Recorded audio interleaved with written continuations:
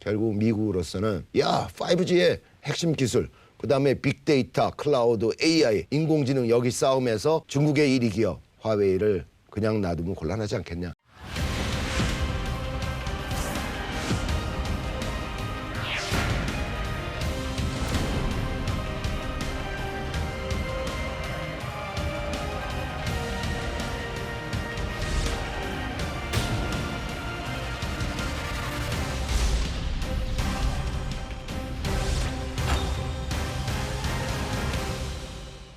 투키디데스 함정 못지않게 이름이 올라오는 그런 얘기가 킨들버거 트랩입니다. 킨들버거, 찰스 킨들버거입니다. 이분은 이제 애칭으로 찰리 킨들버거라고 부릅니다. 1910년생이고 2003년에 돌아가셨습니다. 무려 이제 93세를 사셨으니까 뭐 장수를 하셨고, 장수를 하시다 보니까 정말 유명한, 세계적으로 유명한 책을 30권이나 쓰셨습니다. 미국을 대표하는 경제사학자고 MIT에 계셨습니다. 그의 저작 중에서 가장 유명한 저작이 우리가 Manias, Panics and Crashes. 그래서 우리가 네덜란드의 튤립 버블부터 시작해서 미국의 대공황, 현대까지 내려오는 여러 가지 금융공황에 대해서 잘 설명하고 있는 책입니다. 아마 이 책에 대해서는 여러분들 중에들이 많이 들어보셨을 거라고 생각됩니다. 그는 경제학자, 경제사학자이면서 국제정치 이론 분야에 있어서도 많은 업적을 남겼습니다. 그의 대표적인 이론이 헤게모니 안정론입니다. 헤지모닉 스테빌리티 시어리라고 불리는데요. 그는 이제 1929년에 이제 대공황이 터졌습니다. 그리고 대공황의 여파가 상당히 오랫동안 지속되었죠. 뭐 실업률은 뭐 25% 수준까지 치솟았고요. 결국 대공황을 해결하게 된 것은 세계대전이라고 보통 얘기를 하죠. 2차 세계대전이 터지게 되는데, 왜 대공황이 벌어지고 세계대전까지 일어나는 그런 과정을 쭉 지켜보면서 그 당시에는 미국이 너무 고립주의에 빠져 있었다. 대공황 발생 당시에는 미국은 이제 근본위 제도를 유지하려고 하다 보니까 뭐 돈을 풀지도 않았고요. 그래서 경제 문제에 대해서도 좀 안이하게 대처하는 그런 측면들이 있었고, 유럽 대륙에서 독일이 다시 부상하는 것을 누구한테 맡겼냐면 영국한테 맡겼습니다. 미국은 전혀 간섭을 하지 않았습니다. 그래서 독일의 부상을 제대로 제어하지 못하다 보니까 국제 질서를 결국 안정시킬 수 없었다. 그래서 2차 세계대전이 터진 것이다라고 얘기하는 것이 바로 이 찰스 킨들버그의 헤게모니 안정론입니다. 당시 영국의 책임을 맡기다 보니까 이제 보수당의 그 총리를 담당했던 굉장히 유명한 사람이죠. 굉장히 유화적인 그리고 평화를 강조했던 인물입니다. 네빌 챔버린. 이 사람이 이제 미넨 회담에서 히틀러가 요구했던 것을 다 받아들이죠. 내가 평화를 지켰다라고 얘기했는데 결국 히틀러는 뒤통수를 쳤습니다. 그래서 2차 세계대전이 이제 터졌는데, 이 찰스 킨들버그의 패권 안정론은 국제 질서를 안정시키려면은 패권국이 필요할 수도 있다. 패권국이 존재하는 것이 오히려 필요하며, 패권국이 전 세계의 안정을 위해서 필요한 공공재를 공급해야 된다, 제공해야 된다라고 강조하고 있습니다. 그래서 찰스 킨들버그는 2차 세계대전이 끝나고 난 후에 우리가 이제 잘 아는 전후 복구 프로그램의 대표적인 것이 마셜 플랜입니다. 이 마셜 플랜, 당시 이제 국무장관이 마셜이었죠. 그래서 이 유럽의 전후 복구 프로그램을 기획한 아키텍처입니다. 그래서 이러한 글로벌 공공재를 잘 공급하는 것이 세계 평화 안정을 가져올 것이고, 그런 측면에서는 글로벌 공공재를 공급하는 패권국이 필요하고, 바로 그러한 글로벌 공공재를 공급하는 게 미국이다. 이렇게 얘기를 하고 있는 겁니다. 사실 중국의 입장에서도 이제 중국이 여러 측면에서 부상을 하면서 글로벌 차원에서 책임 있는 대국으로서의 역할을 해야 되겠다라고 하면서 후진타오 주석 시절부터 중국도 소프트 파워를 강조했습니다.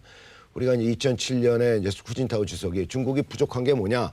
하드 파워는 지금 현재 계속해서 커지고 있죠. 경제력이 커지고는 있는데 소프트 파워가 부족하다. 연성 권력이 부족하다. 이렇게 얘기를 하면서 2008년에 이제 베이징 올림픽을 비교적 성공적으로 치르면서 많은 노력을 했습니다. 중국을 어떻게 알릴 것이냐. 중국이 그냥 경제적으로 부상하는 것이 아니라 매력 있는 국가, 중국의 문명이 매력적이다, 이런 것을 강조하려고 많은 노력을 했고, 그 일환으로 설립된 것이 이제 공자학원입니다. 그래서 중국 언어를 전파하고 중국 노래를 전파하고 중국의 문명을 전파하는 그런 역할을 하는 것이 이제 공자학원이라고 볼 수 있는데 여기에 대해서 조셉 나이 교수는 찰스 킨들버거의 킨들버거 트랩을 인용을 하면서 미국은 필요한 공공재를 잘 공급해주고 있는데 그동안 잘 공급해왔고 그런데 중국이 과연 그런 역할을 할 것이냐 그렇지 못할 것 같다.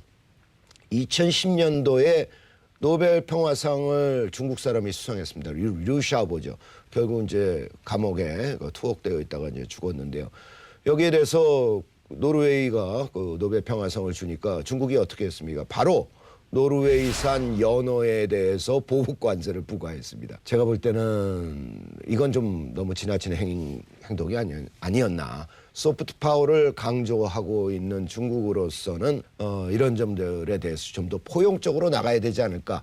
바로 이 점을 이제 조셉 나이 교수가 굉장히 아프게 지적을 하고 있는 거죠. 그래서 조셉 나이 교수는 이러고 있습니다. 소프트 파워라는 것이 정부가 주도해서 선전한다고 될 일이 아니다. 결국은 그 나라의 많은 시민들, NGO 단체 이런 데서 그것을 스스로 만들어내야 되는 건데 중국 같은 경우는 프로파간다를 하고 있을 뿐이다.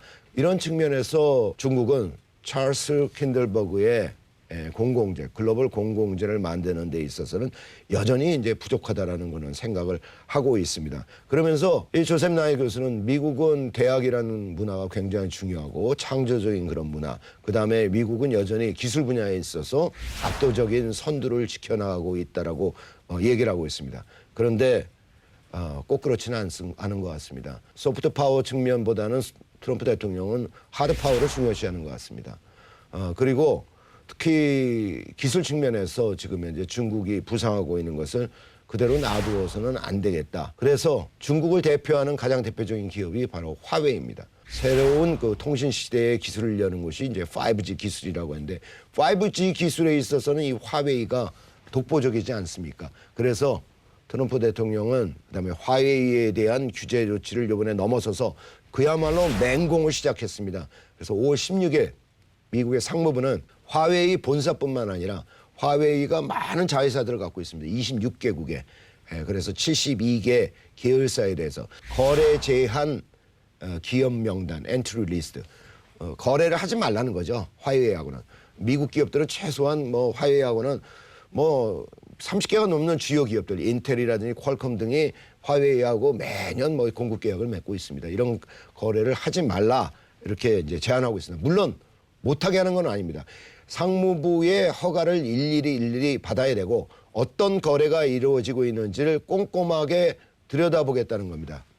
그래서 아직 화웨이의 전문적 거래를 금지하는 것은 아니라는 측면에서 조금 이제 여유가 있기는 하지만은 미 상무부가 판단할 때는 이렇습니다. 4차 산업혁명의 핵심 기술을 뭘로 보고 있느냐? 역시 5G인 것 같습니다. 매년 이제 5G 기술과 관련된 그 특허들이 이제 계속 출연되는데요. 이제 1사분기, 금년 1사분기 1월부터 3월까지의 기준으로 볼 때 화웨이가 이 5G 통신에 이제 여러 가지 특허 기술이 있는데 표준 필수 특허라는 게 있습니다. 우리가 셉이라고 합니다. 스탠다드 이센셜 페이턴트인데 이 기술은 특허 중에서도 통신 표준에 반드시 쓰여야 되는 아주 원천적인 기술이라고 보기 때문에 특히 중요한 기술이라고 볼 수 있는데 이 기술의 1등이 바로 화웨이입니다. 15%를 차지하고 있습니다. 두 번째가 조금 떨어지긴 하지만 2위가 노키아고요. 한 13.82%, 14%죠. 그다음에 삼성전자가 한 13% 차지하고 있습니다. 그래서 이 화웨이, 노키아, 삼성전자 순으로 이제 5G 기술이 지금 현재 아주 치열하게 이제 경쟁이 되고 있습니다. 미국 기업은 여기에는 이제 포함은 안 돼 있는데요, 5G. 그리고 화웨이가 작년도에 특허 협력 조약이라는 게 있습니다. PCT라는 것이 있어서 특허를 이제 한 나라에만 출연하는 것이 아니라 여러 나라에 이제 공동으로 출연할 때 협력을 할 수 있는 그런 조약이라고 볼 수 있는데 이 PCT의 특허 출연에 바로 화웨이가 1위입니다. 화웨이 특허는 5G에만 좀 국한되어 있는 것이 아니라 화웨이 홈페이지에 들어가고 또 리포트를 보면 페이턴트 포트폴리오가 나와 있습니다. 다양한 그런 그 영역에서 지금 현재 기술 개발을 하고 있습니다. 가장 요즘 주력하고 있는 것이 금년 1월 달에 이제 발표했던 그 하이실리콘, 화웨이의 핵심적인 계열사라고 볼 수 있고 여러 가지 시스템 칩을 만드는 회사인데요. 이 실리콘이 빅데이터 분야하고 클라우드 분야에 있어서 지금 인텔의 아성을 한번 내가 도전해 보겠다라고 하면서 화웨이로서는 사실 굉장히 어려운 기술이라고 볼 수 있는데 7나노 칩을 드디어 서버 칩을 개발했습니다. CPU입니다. 화웨이가 독자 개발을 했다고 하지만은 사실 협력을 하는 데는 여러 협력 업체들이 참여를 했다고 볼 수 있습니다.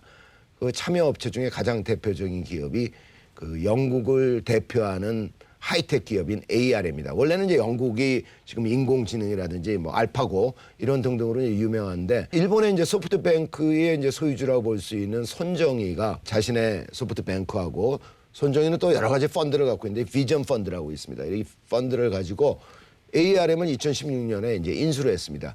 이 ARM은 이제 반도체 설계에 관련된 것만 합니다. 우리 삼성전자도 필요에 따라서는 ARM과 이제 협력 관계를 맺는데 바로 이 화웨이가 ARM과 협력해서 7나노 칩을 만들어서 바로 인텔의 아성, 빅데이터와 클라우드 분야에 있어서 이제 치고 나가겠다고 합니다. 그러면서 그 칩 이름이 뭐냐면 쿤펑이에요. 쿤펑.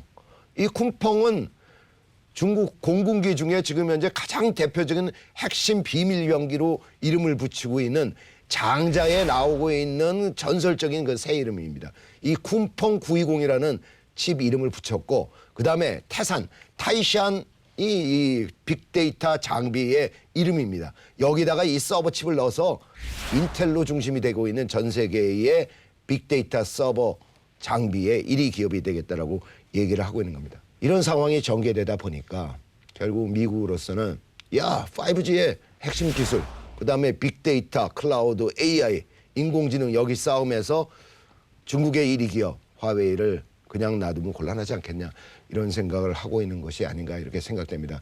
그래서 화웨이에 대한 이런 맹공에 대해서 뭐 당장 뭐 화웨이는 뭐 인텔 칩이나 퀄컴 칩 필요한 것은 한 1년 분 지금 보유하고 있다고 합니다. 그리고 화웨이는 그 지금 현재 우리 삼성전자의 아성이라고 할 수 있는 우리 핸드폰이죠. 모바일 폰의 지금 2위 기업인데 금년 내에 아마 1위로 하겠다라고 지금 목표를 세우고 있는데 미국 시장에서는 최소한 화웨이는 힘들 것 같습니다. 지금 주로 유럽 시장을 주력을 하고 있는데 삼성전자는 뭐 그런 측면에서 본다고 하면 이 미국 상무부의 화웨이에 대한 견제구가 조금은 이제 도움이 되지 않을까 이런 생각을 하면서 이거 오늘 방송을 마치겠습니다. 감사합니다.